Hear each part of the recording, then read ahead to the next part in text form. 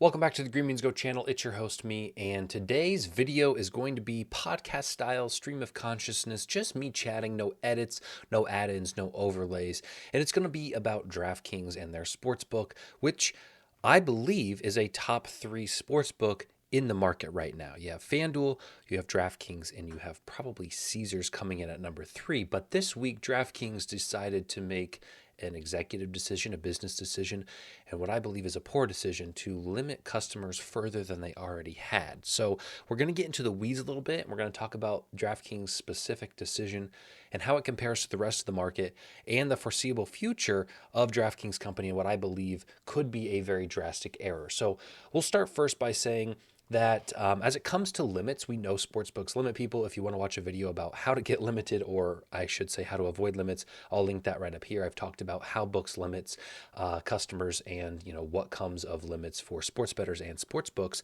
Ultimately, FanDuel does a fairly decent job of not limiting customers to pennies, as I will put it. They'll let you get a reasonable amount down on money lines and player props, and it's all scaled accordingly.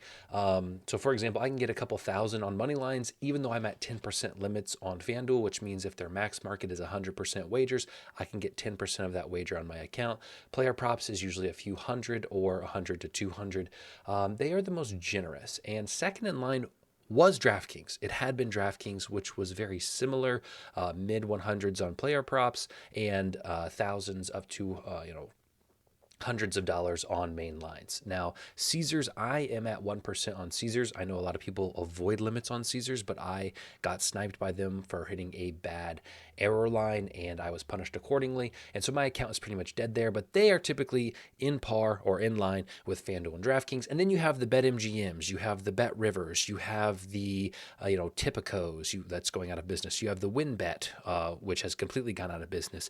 You have the Hard Rock. You have all these, the Fanatics, all these smaller books that seem to limit aggressively, where you can get like a maximum of $50 or $100 on a main line and then $10 maximum on player props. And those books are what I would call the poverty books. They are the books that are not competing with FanDuel, DraftKings, and Caesars in terms of money down or in terms of action. So I would imagine that most people are betting on FanDuel, DraftKings, and Caesars. And I don't know if it's directly correlated to limits or it's just correlated to brand. And I don't know, and that's maybe the problem with this video, or the paradox is I don't know if popularity and the harshness of limits correlate. But I will tell you, as a sports bettor and someone who does this full time, someone who bets as much as I am allowed on these books, if a book came in and said, we're not going to limit you, they would see more action from me than DraftKings,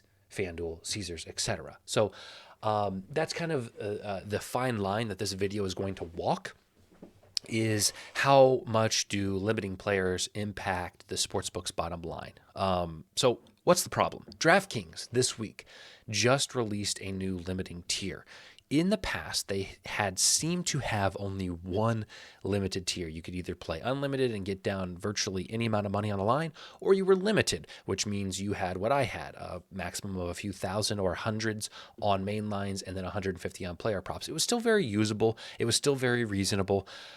And now it's changed. I will say that I have luckily avoided the 1% limits as of now, is what I'm calling them, but I am not holding my breath that will last long. I'm in a Discord with a lot of people that I met years ago when sports betting first came to my state, and I've become good friends with them, and about 80% of them got hit with these DraftKings limits this week. I believe they can win a maximum of $50 on a money line or a spread bet. So, if it's an even minus 110 line, the most they can get on a main line is $55-ish. Okay, that's horrible for a book that has prided itself in being one of the competitors, one of the top dogs in the industry. To have limits like that is absolutely insane. Player props seem just as egregious. I'm talking like $6 to $12 on a player prop. What DraftKings did, I believe, is shot themselves in the foot, and they aligned themselves with the likes of the Cambys, the BetMGMs, the Fanatics. And I think it's sad, and I think ultimately it's going to be a downfall of this company. You could argue that they have their DFS that will keep them afloat, that they have the new Rainmakers, NFT card, daily lineup fantasy sort of mix up that'll keep them afloat. They just introduced a Pick 6, which is kind of like a prize picks niche that may keep them afloat. But their sports betting market, which they have been known for, which you see commercials for all the time, has now introduced a new tier to limit players that they have not seen before. My dog is just at something over here. I'm going to take a quick little jaunt over here and go get that. And there's going to be dead space in this video, and I'm not opening up my editor to fix it. What do you want, dude?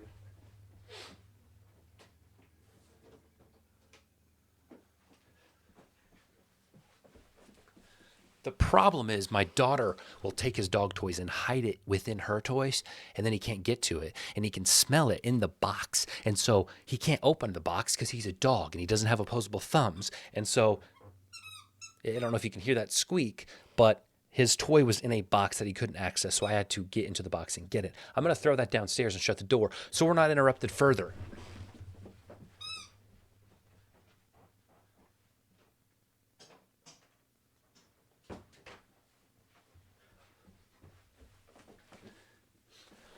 The bottom line is this.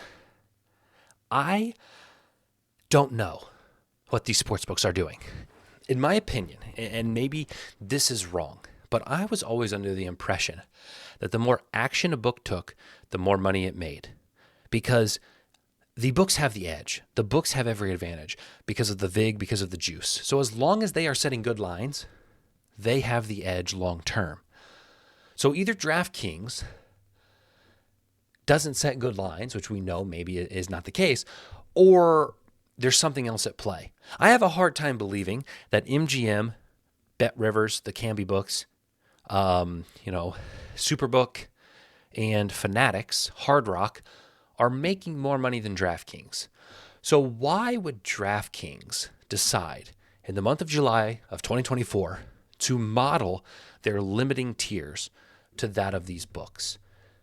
That's what confuses me. And I have tried, and I don't know if it's public that books will release their revenue, but I would be hard pressed to think that DraftKings had not been making more money than these other books. So I just think that DraftKings has made a tremendous error in introducing this new limiting tier.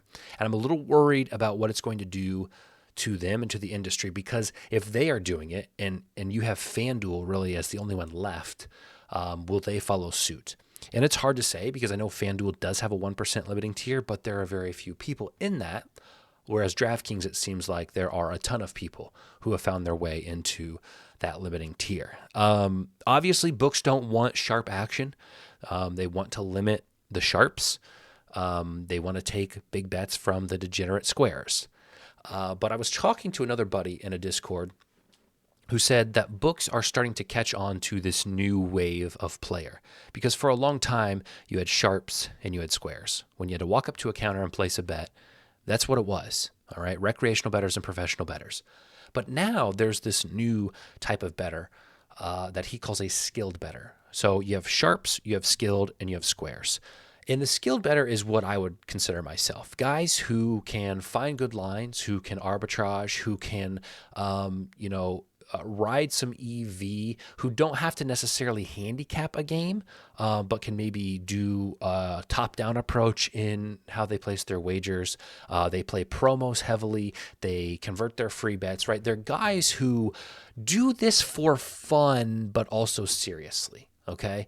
And books, typically the brick and mortar books did not have to do that. They didn't have to keep up for that because that wasn't a thing, okay?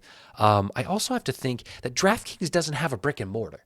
DraftKings is not paying a ton of employees, I cannot imagine. All of their, payments are for APIs and data access and obviously for promotions. And it just feels weird that of all things, they are the ones that are cutting back. It's just bizarre. It's just bizarre to me. So I don't want to ramble too much in this video, but I do believe that this new DraftKings limit could be a major problem for, yes, sports bettors, but also for DraftKings. I think they're making a grave mistake, and they're going to see a massive decrease in action from people who are giving them a pretty sizable handle and have been for the last 2 or 3 years. So we'll see what comes of it. Let me know in the comments what you guys think about this revelation. Let me know if you are, unfortunately, in the 1% limits that they just released. Again, if you want to test that, you can go to it. Actually, I'm not even going to tell you how to test it because DraftKings is stupid. They don't tell you your max wager, and you have to pretty much just enter a wager above your max wager and hope that it kicks it back and says that's not the case. I've had a couple times where I thought I was entering above my max wager and I entered 2,000 and then it submitted for 2,000. And I didn't want to submit it for 2,000. I wanted to test my wager. They still haven't fixed that, and it's frustrating. I digress. The point is, let me know in the comments what you think about this, where you think the trajectory is headed if you're limited by these books. And by golly, we'll see you next time.